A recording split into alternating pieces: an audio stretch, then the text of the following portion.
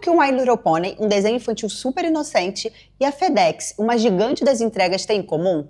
Você provavelmente diria que absolutamente nada, mas existe uma ligação trágica, improvável e assustadora. Foi exatamente essa ligação que levou um garoto de apenas 19 anos, obcecado pelo desenho, a cometer um massacre trágico na FedEx dos Estados Unidos. Eu sou Andressa Grimaldi e hoje você vai conhecer a história sombria do massacre da FedEx. E logo nesse iniciozinho de vídeo já vou pedir para você deixar seu like, seu comentário, porque isso me ajuda muito a trazer novos casos para vocês. Brandon Scott nasceu em agosto de 2001, em Indianápolis, nos Estados Unidos. Aos 3 anos, enfrentou um trauma que marcaria sua vida para sempre. O pai se eliminou dentro de casa. Esse episódio se tornou um divisor de águas. Desde então, sua infância seguiu marcada por sinais de desequilíbrio. Ainda na infância, ele desenvolveu hábitos incomuns que chamavam a atenção. Vestia várias bermudas ao mesmo tempo, balançava o corpo de forma compulsiva e passava longos períodos repetindo os padrões estranhos. A mãe, Sheila, percebeu que havia algo errado e buscou uma ajuda médica quando o filho tinha apenas 9 anos. Os diagnósticos foram claros: ansiedade, depressão, transtorno obsessivo-compulsivo e distúrbios de comportamento. No dia a dia, esses rótulos se traduziam em explosões de raiva, mentiras constantes, agressividade contra a própria mãe e um descontrole cada vez mais difícil de conter. Em 2013, aos 11 anos de idade, a violência passou de todos os limites. Brandon agrediu sua própria mãe e depois ainda foi correndo até a cozinha para buscar uma faca. A polícia precisou intervir e Brandon recebeu alguns meses de condicional. Mas nada disso trouxe mudanças significativas. Ele abandonou a escola no ensino fundamental, rompeu os últimos laços sociais que ainda tinha e passou a viver quase exclusivamente no mundo virtual. Foi nesse ambiente que suas obsessões começaram a crescer. Obsessões que logo se tornariam ainda mais sombrias. Depois dos surtos violentos, Brandon encontrou na internet e nos desenhos uma espécie de refúgio. Um desenho bem específico se tornou sua obsessão: o My Little Pony. Seu quarto era tomado por pelúcias, imagens do desenho, adesivos, mas a família considerava que aquilo era apenas um gosto excêntrico. O histórico de navegação do Brandon mostrava que ele passava horas do seu dia estudando sobre massacres, atentados e grupos extremistas ligados à supremacia branca. Mas ele dizia que era apenas curiosidade. Ele afirmava que sentia empatia pelas vítimas e durante muito tempo essa alegação convenceu a muitas autoridades. E assim, ele não foi considerado perigoso.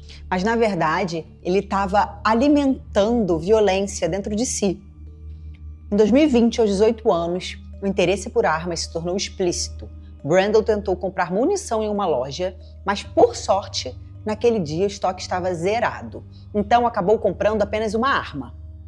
A mãe, assustada com o rumo que as coisas estavam tomando, fez uma denúncia formal às autoridades, relatando o histórico de surtos e o medo de que o filho cometesse uma tragédia. A polícia chegou a agir e Brandon foi algemado dentro de casa e seu computador apreendido.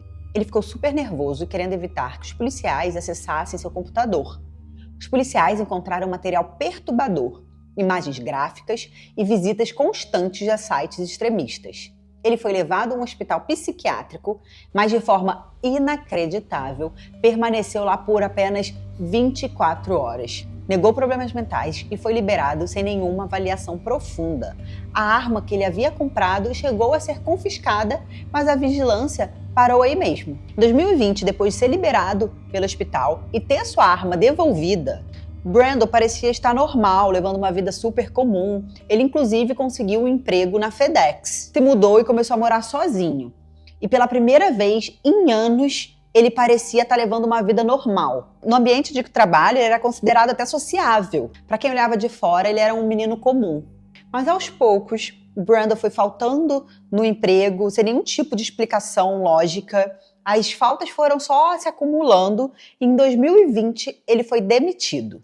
E a perda do trabalho, obviamente, fez com que ele voltasse para a casa da mãe e ali os problemas dele só intensificaram dia após dia. Mesmo acompanhado por terapeutas, Brandon deixava claro que ele não conseguia sentir empatia por absolutamente ninguém nem mesmo a sua própria mãe. Ele ainda dizia que acreditava que a sociedade deveria temê-lo.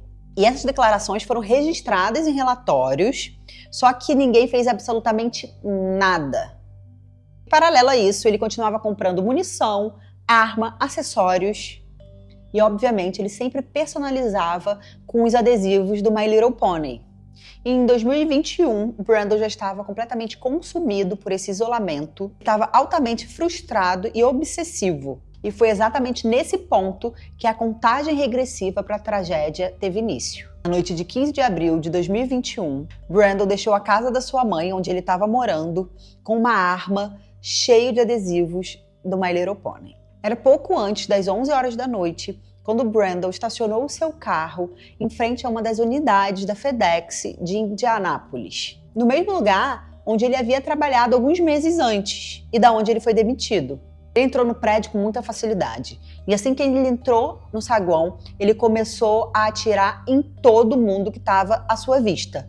Funcionários, colegas de trabalho, as pessoas que estavam ali terminando seu turno para poder ir para casa. Brandon caminhava nos corredores disparando sem parar para todos os lados possíveis. Logo em seguida, ele saiu pela porta da frente e atirou contra pessoas que estavam do lado de fora. O ataque foi rápido e devastador. Como a empresa tinha uma política rígida contra o uso de celulares durante o expediente, muitos funcionários não conseguiram pedir ajuda, o que aumentou ainda mais o número de vítimas.